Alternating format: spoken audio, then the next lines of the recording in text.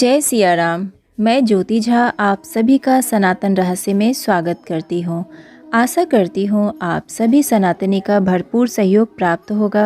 आप सभी से अनुरोध है कि भक्ति में लीन होने से पहले एक लाइक जरूर कर दें। कार्तिक मास महात्म्य कथा का 28वां अध्याय। धर्मदत्त ने पूछा, मैंने सुना है कि जय और विजय भी भगवान विष्णु के द्वारपाल हैं।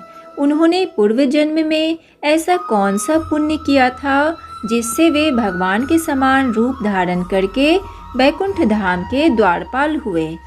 दोनों पार्षदों ने कहा, ब्राह्मण, पूर्व काल में तृणविंदु की कन्या देवहूति के गर्भ से महर्षि कदर्भ की दृष्टि मात्र से 2 पुत्र उत्पन्न हुए।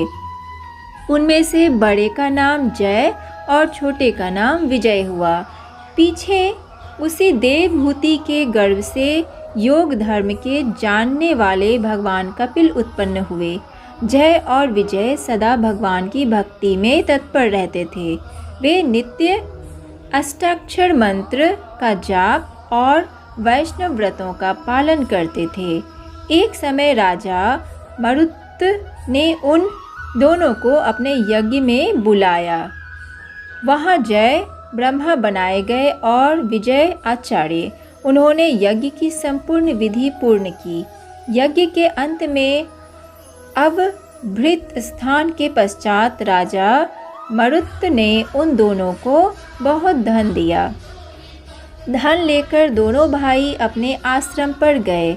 वहाँ उस धन का विभाग करते समय दोनों में परस्पर लाग डांट पैदा हो गई।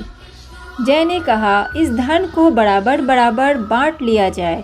विजय का कहना था, नहीं, जिसको जो मिला है वह उसी के पास रहे। तब जय ने क्रोध में आकर लोभी विजय को श्राप दिया, तुम ग्रहण करके देते नहीं हो, इसलिए ग्राह अर्थात मगरमच्छ हो जाओ। जय के श्राप को सुनकर विजय ने भी श्राप दिया, तुमने मद से भ्रांत होकर श्राप दिया है, इसलिए तुम मातंग अर्थात हाथी की योनि में जाओ।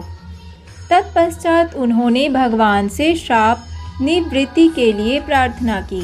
श्री भगवान ने कहा, तुम मेरे भक्त हो, तुम्हारा वचन कभी असत्य नहीं होगा। तुम दोनों अपने ही दिए हुए इन श्रापों को भोग कर फिर से मेरे धाम को प्राप्त होगे। ऐसा कहकर भगवान विष्णु अंतर्ध्यान हो गए। तदंतर वे दोनों गंड नदी के तट पर ग्राह और गज हो गए। उस योनि में भी उन्हें पूर्व जन्म का स्मरण बना रहा और वे भगवान विष्णु के व्रत में तत्पर रहे। किसी समय वह गजराज कार्तिक मास में स्नान के लिए गंड नदी गया तो उस समय ग्राह ने श्राप के हेतु को स्मरण करते हुए उस गज को पकड़ लिया। ग्राह से पकड़े जाने पर गजराज ने भगवान रमानाथ का स्मरण किया।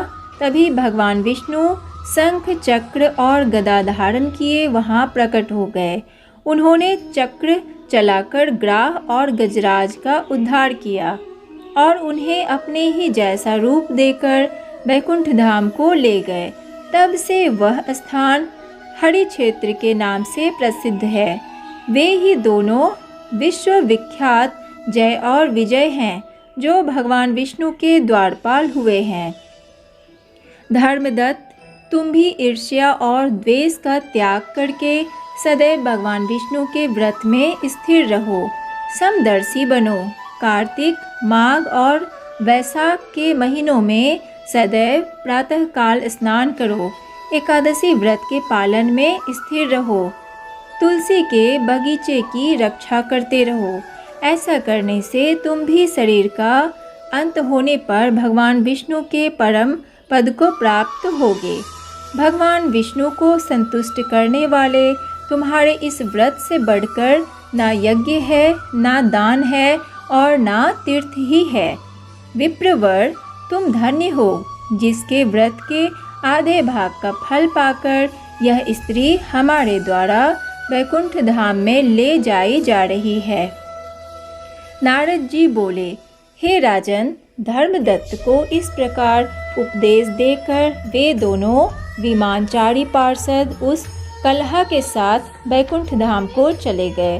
धर्मदत्त जीवन भर भगवान के व्रत में स्थिर रहे और देहावसान के बाद उन्होंने अपनी दोनों स्त्रियों के साथ बैकुंठ धाम प्राप्त कर लिया। इस प्राचीन इतिहास को जो सुनता है और सुनाता है वह जगतगुरु भगवान की कृपा से उनका सानिध्य प्राप्त कराने वाली उत्तम गति को प्राप्त करता है। अगर आपको मेरी वीडियो थोड़ी भी हेल्पफुल लगी हो तो वीडियो को लाइक करें और चैनल को सब्सक्राइब ज़रूर करें।